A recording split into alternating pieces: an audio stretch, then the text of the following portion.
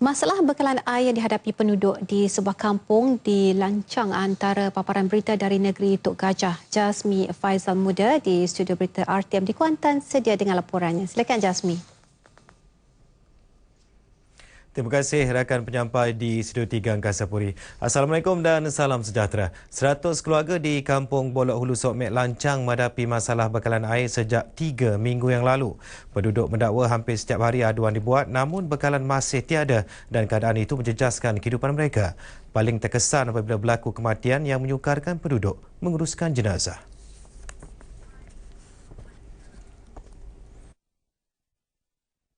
Menurut Ketua Kampung Bolok Hulu Sok Mek, Muhammad Jantan, yang menjadi kemusykilan apabila mereka mendapati bekalan air di kampung bersebelahan tidak terganggu. Pada hari ini bukan untuk membuat bantahan Jabatan JBA Pahang. Kami datang ini ingin bertanya kenapa air tidak sampai ke kampung kita orang. Sedangkan kampung di sebelah air ada dan kuat. Jadi kita bukan buat bantahan. Cuma kita ingin tahu.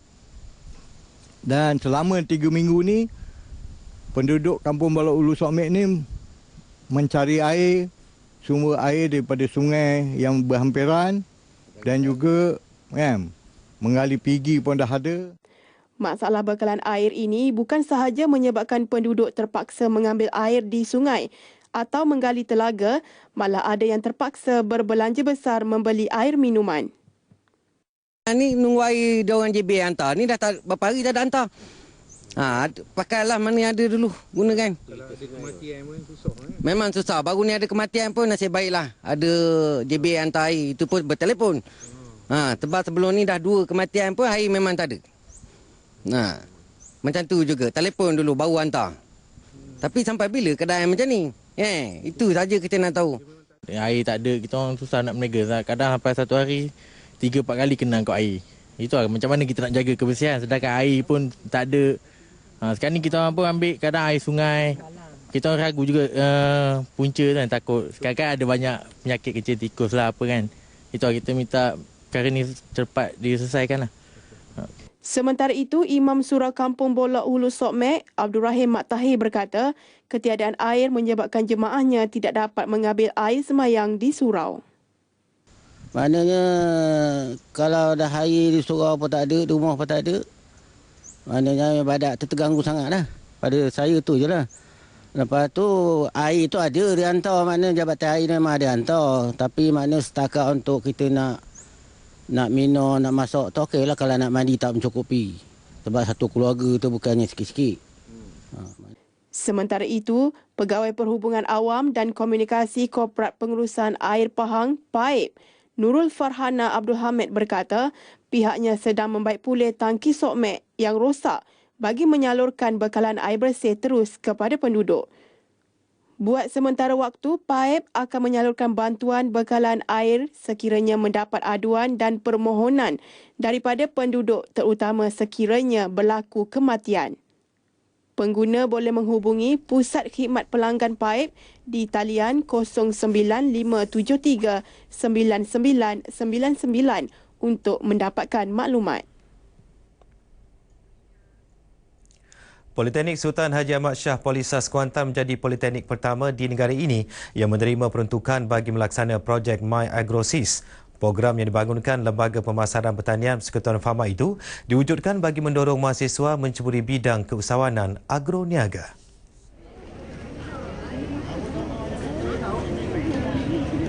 Fama memperuntuk RM20,000 beserta beberapa kemudahan lain bagi menyokong aktiviti keusahawanan pelajar. Dana RM20,000 lagi disumbang bagi pembangunan jet station dan K-shop di politeknik ini. Di sinilah kita melatih macam mana dalam bidang peruncitan ni kepada anak-anak pelajar supaya dia tahu dari segi macam mana untuk display produk-produk, untuk jualan, stok dan sebagainya. Selain itu, program Pasar Tani Poli turut dilancarkan secara rasmi sebagai jenama Pasar Tani pertama yang diwujudkan dalam kampus politeknik. Pasar tani itu diadakan sekali dalam setiap bulan dan dikendali antara 10 hingga 15 pelajar yang menjual hasil pertanian segar dan makanan. Pembukaan pasar ini bukan sahaja memberi peluang perniagaan, malah memberi ruang pengguna mendapatkan produk segar dengan harga 5 hingga 20% lebih murah dari pasaran luar. Tahun ini, Fama melahirkan hampir 600 usahawan my agrosis dalam pelbagai bidang seperti aquaculture, industri asas tani dan peruncitan. Memulakan kehidupan sebagai seorang muslimin sejak 3 tahun lalu, wanita mualaf itu kini melangkah ke satu lagi fasa baru dalam kehidupan barunya apabila menamatkan zaman bujang dengan jejaka pilihan. Walaupun Siti Aisyah Abdullah 21 tahun baru saja mengenali suaminya, Muhammad Zulfadli Muhammad Ghazali 23 tahun, namun beliau tidak ragu-ragu meletakkan harapan kepada lelaki itu membantunya mendalami Islam.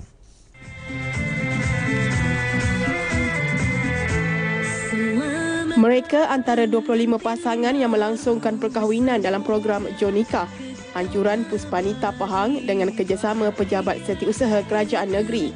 Siti Aisyah Abdullah sejak kecil tertarik dengan Islam dan gemar melihat umat Islam menunaikan solat serta mendengar azan. Muhammad Zulfadli pula sememangnya berniat menamatkan zaman bujang tahun ini dan kesempatan sering bekerja bersama menjadikan mereka semakin akrab. Sebelum ni dia agama Hindu. Cuma dia dah minat Islam ni masa dia zaman sekolah lagi. Jadi dia dah masuk Islam ni dah 3 tahun. So kebetulan saya kenal dengan dia dan saya kenal lama-lama sikit. Baru saya buat keputusan. Dan dia pun setuju, saya pun lagilah setuju. Sementara itu, pasangan Muhammad Kamarul Zaman Muhammad Noh 22 tahun dan Hani Safrina Saufi 18 tahun menyifatkan program Jom Nikah ini sangat membantu dalam soal kos majlis perkahwinan. Dia tahu daripada laman sosial Facebook dan dia beritahu kepada saya. Dan kami berbincang dan kami berdua bersetuju untuk menyertai program ni lah.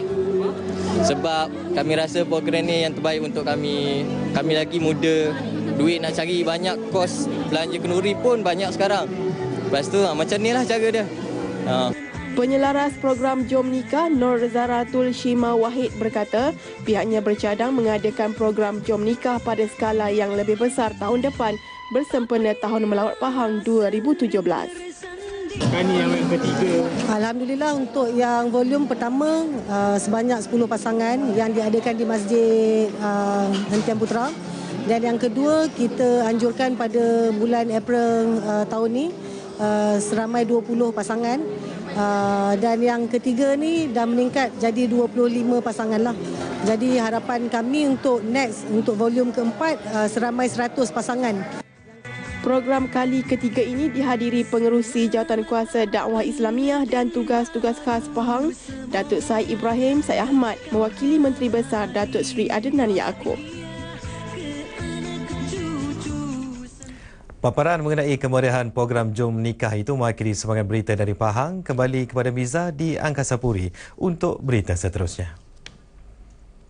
Terima kasih Jasmine di RTM Kuantan.